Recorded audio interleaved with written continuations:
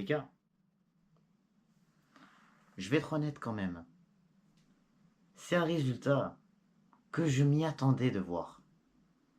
Mais j'étais confiant dans mon avant-match en disant que je nous voyais quand même s'imposer un 0. Après, voilà la défense qu'on a eu aujourd'hui. Mais, faut dire que normalement, c'est dur pour les Gunners de se déplacer dans un autre pays en Europe pour jouer un match de Ligue des Champions. C'est ce qui s'est arrivé, mais écoute. Mais la question c'est, est-ce qu'on est satisfait? Pas totalement. C'était un peu décevant comme match. Mais deux, est-ce qu'on peut dire qu'on n'est pas du tout satisfait de ce match? Peut-être pas non plus. On a quand même vu des choses intéressantes aujourd'hui parce qu'en même temps, faut dire que ce soir, on a affronté quand même les champions d'Europe. Je l'ai bien dit dans mon avant-match, on a affronté l'équipe qui a remporté l'Europa League face aux hommes de Xabi Alonso qui ont été imbattables. Ils ont mangé cette équipe de Liverpool. Et là, on arrive et on a réussi quand même à les défendre. C'est quand même pas quelque chose de simple jouer contre des champions d'Europe, hein, je précise. Oui, peut-être, c'est pas le Real qu'on a affronté, mais c'est quand même l'Atalanta. C'est pas simple, mais pas du tout.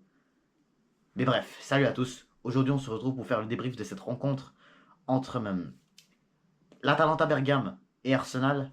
Un match qui s'est terminé sur le score de 0. Et avant de commencer, n'hésitez pas à vous abonner, liker, commenter, ça va faire toujours un très grand plaisir de vous avoir dans mes vidéos. Avant de parler de ce match, je veux juste, comme avant, mentionner qu'est-ce qu'on a pu voir aujourd'hui comme autre rencontre en Ligue des Champions. On a vu que le Barça s'est fait clairement manger par le AS Monaco à l'extérieur. On a vu même l'Atlético Madrid l'emporter sur le score de 2-1 face à cette équipe de RB Leipzig.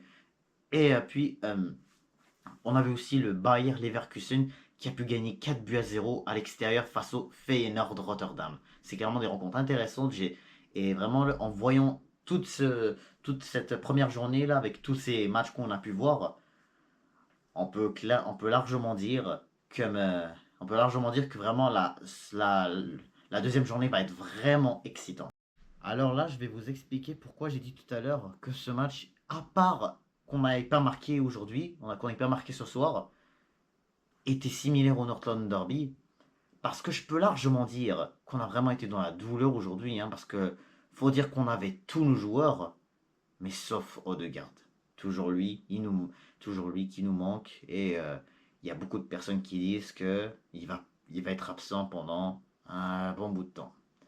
Mais vraiment, ce que j'ai toujours dans mes qu'est-ce que j'ai toujours, qu'est-ce que j'ai toujours vu sur Internet, sur les actualités qui parlent de Martin Odegaard de la part de Mikel Arteta, c'est que vraiment les infirmeries disent que voilà, il pourrait au moins manquer le match face à City, Bolton, comment ça s'appelle, Leicester City et puis le Paris Saint-Germain. Ce que j'ai compris, c'est qu'après la rencontre du Paris Saint-Germain, il pourrait revenir. Il pourrait revenir, mais en espérant que, parce que après le match du Paris Saint-Germain, il y a le match face à Southampton, et puis après ça, il y a la trêve internationale de octobre.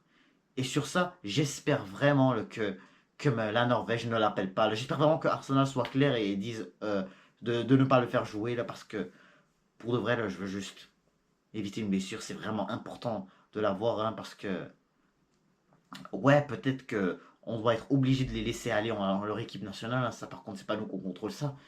Mais si c'est possible, j'espère qu'ils ne le feront pas jouer parce que je veux vraiment éviter aucune blessure avant vraiment les gros matchs qu'on va avoir après. Là, le match face à Liverpool, face à l'Inter Milan, là, ça va être vraiment des rencontres très importantes. On aura absolument besoin de lui.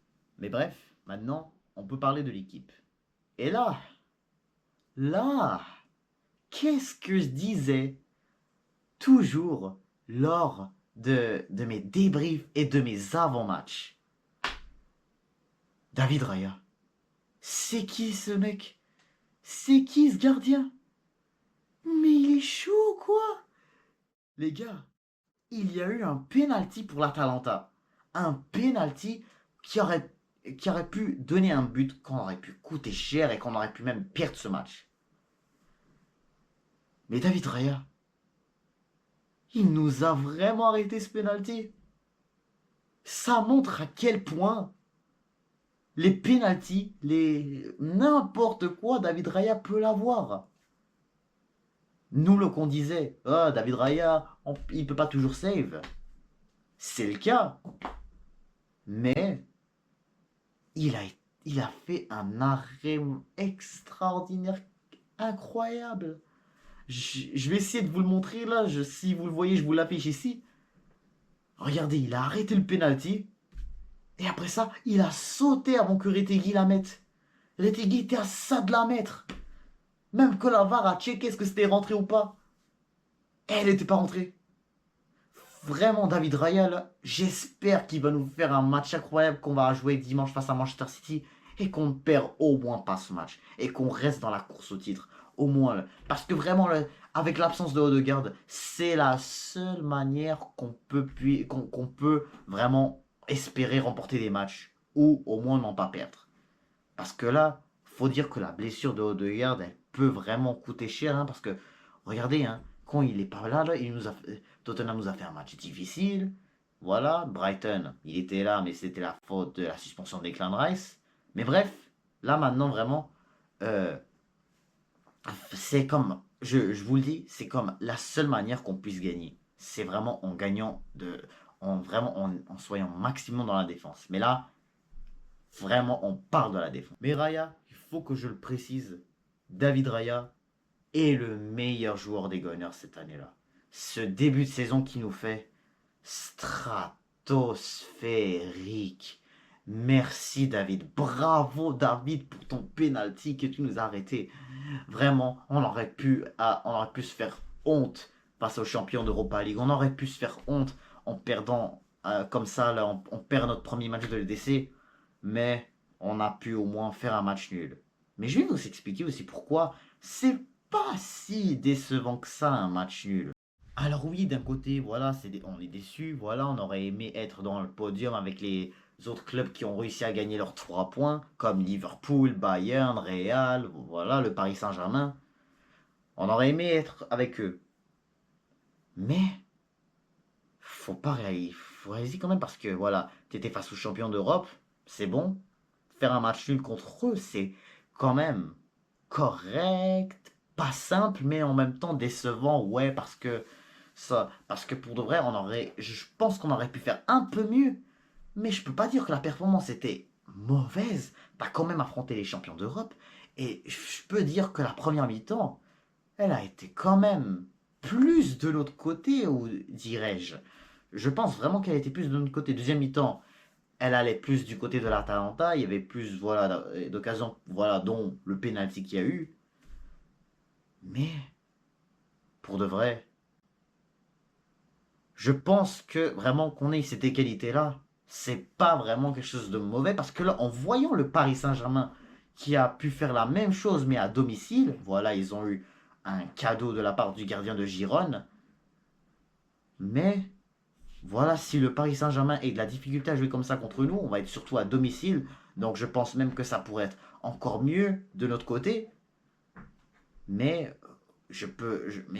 donc voilà pourquoi je pense que on pourrait quand même être capable de battre cette équipe du PSG parce que en même temps le PSG c'était pas non plus exceptionnel hein, face à Gironne. Voilà, ils étaient à domicile. Voilà, ils ont eu aussi beaucoup d'occasions ratées là.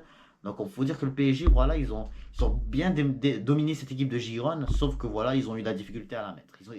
Ils ont eu ce but grâce au gardien de Gironne. Mais là maintenant, parlons de cette défense à 4. Elle était magique. Je vous le dis, elle était magique. Saliba, je dois commencer par parler de lui. Merci pour ce tacle. Je vais essayer de vous le montrer ça aussi. Regardez là. Le tacle qu'il a fait Saliba sur Lookman. S'il n'aurait pas dû être là, il y a but pour Atalanta. Il y a but s'il n'aurait pas dû juste se jeter et enlever la balle à Lookman.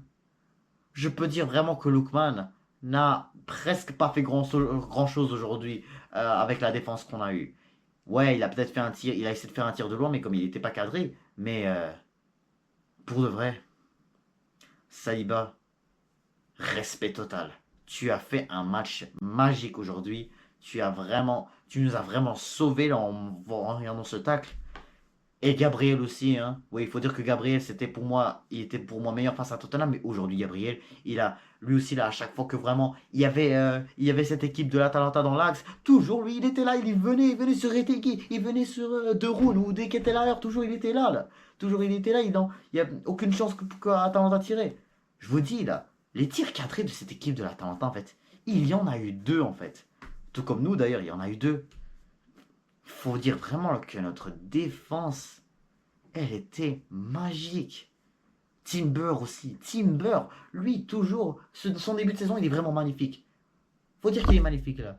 Au retour de cette trêve internationale face à Tottenham, extraordinaire. Aujourd'hui, face à l'Atalanta, extraordinaire.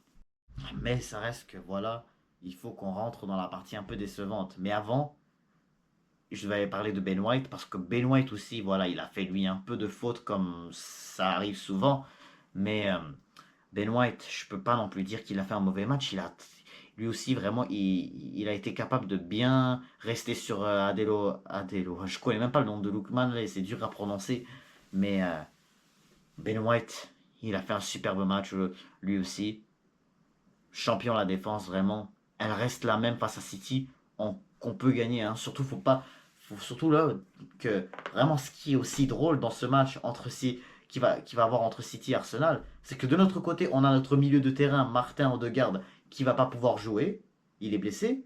Et bah même De Bruyne ne jouera pas. Il s'est blessé face à l'Inter hier. Mais bref, maintenant qu'on parle de milieu de terrain, j'y arrive au milieu de terrain. Partez. Pas mauvais, je dirais.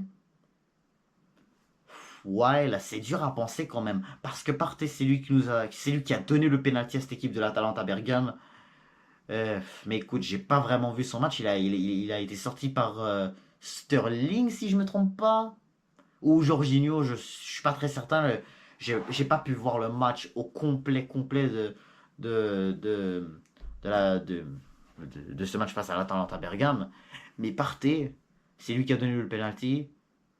Il a quand même. Souvent, les ballons venaient beaucoup de lui ou de Declan Rice. euh, quand on voulait vraiment, qu'on voulait vraiment essayer d'attaquer, mais aussi, faut pas oublier de mentionner que même d'un côté, hein, offensivement, faut dire que c'était dur. Hein.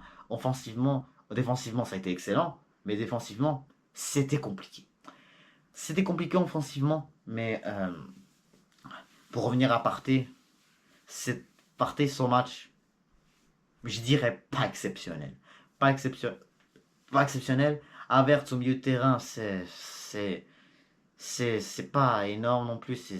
Je l'aime vraiment quand il est en buteur. Jesus a dû prendre sa place en tant que buteur. Jesus, lui, je l'ai vraiment trouvé qu'il a fait un bon match. Je ne comprends pas pourquoi fallait qu'il le sortait. Le joueur qu'il fallait qu'on sorte, je vais vous le mentionner maintenant. Ce joueur qui devait sortir dans ce match, ça commençait par déjà un début de saison catastrophique, cataclysmique, avec les occasions qu'il a loupées, les dribbles qu'il n'était pas capable de faire, et les centres qui sont vraiment pas capables de faire. Et là, il y a beaucoup des supporters de Arsenal, avec qui je suis d'accord avec eux, et qui doivent vraiment le sortir, lui, et laisser sa place à Nwambri. Et ce joueur-là, il s'appelle Gabriel, et il termine par Martinelli. Sérieux là? T'es sérieux? Du côté de l'attaque, c'était pour moi le pire joueur. C'était pour moi le pire joueur du match. Il était trop nul. Trop nul. Catastrophique sa performance. Encore une fois, il a raté une occasion en or pour mener au score. Comme face à Tottenham. Je vous le montre. Je vais essayer de vous le montrer là. Mais le voilà. Martinelli. T'es là. Devant les buts. T'arrives pas à tirer. Tu tires dans les airs, je sais pas là. Tu veux mettre vraiment la lucarne? Le gardien est peut-être trop grand pour toi?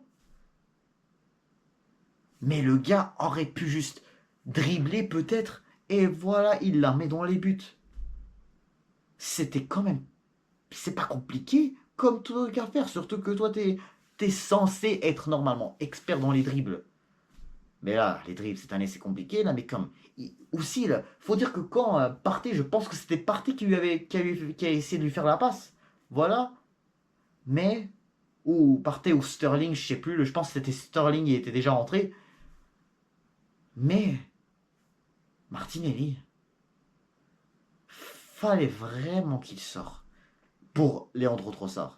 Leandro Trossard est rentré lui aussi en deuxième mi-temps. Je trouve que Arteta a bien respecté la règle de Leandro Trossard, mais il fallait pas juste qu'il sorte pour Gabriel Jesus. C'était Trossard, c'était Martinelli, excusez-moi, qui devait sortir. Regardez ça en plus. Parce que l'année dernière, là, si vous avez vu la Ligue des Champions l'année dernière, dans notre groupe, on avait Séville. C'était l'équipe qui avait remporté l'Europa League en 2023. Et on a réussi à gagner 2-1 chez eux. Mais le joueur qui a marqué le premier but, c'était bien Gabriel Martinelli. Regarde, je vous le montre. Contrairement à ces deux-là, j'essaie de vous montrer l'occasion qu'il a eu face à l'Atalanta aujourd'hui et l'occasion face à Séville l'année dernière. C'était presque la même, ou c'était la même. Martinelli, il a pu même dribbler le gardien de Séville, il a pu la mettre. Là, là, il n'arrive même pas à tirer. Oui, peut-être que c'était difficile pour dribbler, mais genre qu'il s'en va de l'autre côté, et puis là, tire. Tire avec ta droite, peut-être pour une fois, je sais pas, c'est quand même simple. Même si t'aurais eu ta droite, t'aurais été quand même capable de pas la louper. Non mais what? Écoute, faut dire que Martinelli, là, il a raté ça fait déjà deux matchs consécutifs qu'il rate une grosse occasion pour mener au score. Face à Spurs, et là, face à l'Atalanta. Si on rate si on fait comme, quand je vois juste cette occasion-là, je fais juste me dire, aïe aïe aïe, ça sent vraiment qu'on va perdre, ça sent qu'on va perdre. Quand tu rates des occasions comme ça, là, direct, il y a beaucoup de chances que tu te fasses punir et que, voilà, tu te prennes un but et on perd ce match. C'est presque tout le temps la même chose quand on joue un match de Ligue des Champions, surtout quand on joue à l'extérieur. Alors, Bukayo Saka, de son côté, moi là qui croyais qu'il avait eu un coup, et c'est vrai, il s'est fait mal quand même face à Tottenham, mais il a pu jouer quand même, et il a fait un superbe match, Bukayo Saka. Il était à ça de ouvrir le score, mais le gardien a mis quand même une belle parade, c'était sur un coup franc. Saka aussi, vraiment, c'était quand même compliqué hein, parce que l'Atalanta, quand même, le restait beaucoup sur lui, hein, quand je vois bien qu'est-ce qu'il a pu proposer. Mais Saka reste quand même pour moi le meilleur attaquant. Hein. Je ne trouve pas quelqu'un qui a été meilleur que lui. Quand je vois vraiment Saka qui sort pour l'entrée, si je me trompe pas, c'était bien. Faut dire que non seulement Bukayo Saka a quand même eu des fautes de son côté, mais surtout Raheem Sterling quand il a pris sa place. Sterling, il a fait quand même un bon entrée, je trouve. C'était difficile un peu parce que pour de vrai, hein, quand tu parles de offensivement là, de leur côté, là, Saka, Sterling, là, c'était pas non plus exceptionnel. Il y avait beaucoup de tacles, voilà. Que ce soit vraiment, parce que surtout la balle, elle sortait beaucoup pour des touches et tout. C'était difficile de vraiment essayer de rentrer vers l'axe un peu parce que quand même des équipes comme l'Atalanta, là, ça défend. Hein, les clubs italiens, c'est toujours la même chose. Mais pour vrai, faut dire que Sterling n'a pas été mauvais du tout. Surtout qu'on va jouer contre son ancienne équipe ce dimanche. Je pense que vraiment, je me souviens du but qu'il a mis avec Chelsea face à City. Là, il faut dire qu'il en a. Que vraiment la saison dernière, il a mis, je crois, un but. Non, il a mis deux buts face à City avec Chelsea. Mais franchement, j'espère qu'offensivement, on va être beaucoup meilleur. Parce que si c'est pas ce week-end, parce que là, pour revenir à Gabriel Martinelli, si c'est pas ce week-end qu'on le change pour Nwamri, j'ai parlé de Nwamri tout à l'heure, si c'est pas Nwamri qu'on fait jouer face à Man City, eh ben, Nwamri, il doit absolument être titulaire face à Bolton. Contre Bolton, je veux le voir. Je veux le voir, Nwamri. On va voir qu'est-ce qu'il peut nous proposer. Et de l'autre côté, on pourrait mettre Saka là, ou Trossard, je sais pas qui vous voulez là, mais qui veut Arteta là, mais j'aimerais quand même aussi qu'on se qualifie là, pour les huitièmes de finale en Carabao Cup comme ils ont fait United, comme ils ont fait Tottenham. Franchement, parce que là, je pense qu'on va être encore parmi les derniers là, avec Liverpool dans cette journée-là. Il va y avoir City et Chelsea qui vont en jouer mardi prochain.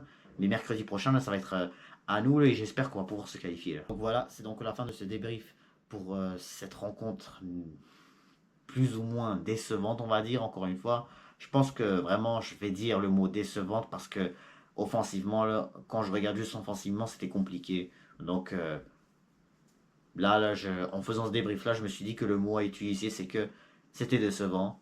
Mais c'était face aux champions d'Europe. Hein. On était à l'extérieur en plus. Hein. Je le redis encore une fois. Mais qu'on va être. Je sens qu'on va pouvoir être prêt là parce que déjà, juste, il faut qu'on confirme ce samedi face à City en espérant vraiment là, une victoire.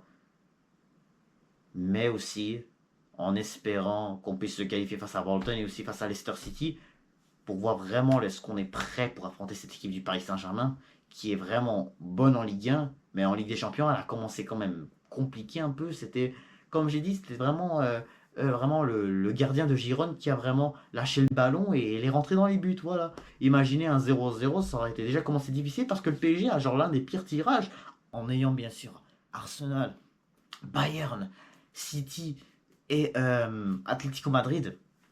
C'est quand même un tirage compliqué.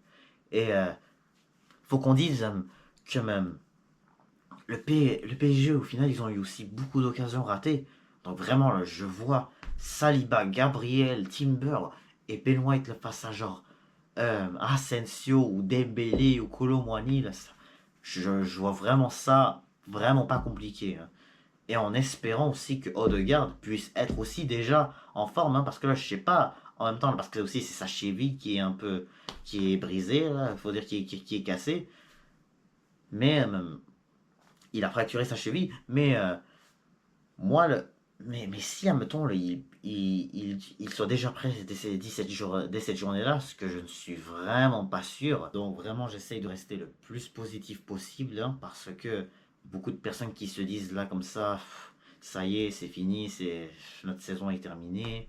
Voilà, on a des matchs compliqués. Voilà, là, sans Odegaard, ça peut être catastrophique, franchement. Non, je vais essayer de rester positif quand même. Ça reste qu'on a fait match nul, voilà. Face aux gagnants d'Europa League, hein, faut pas non plus dire on a fait match nul contre n'importe qui.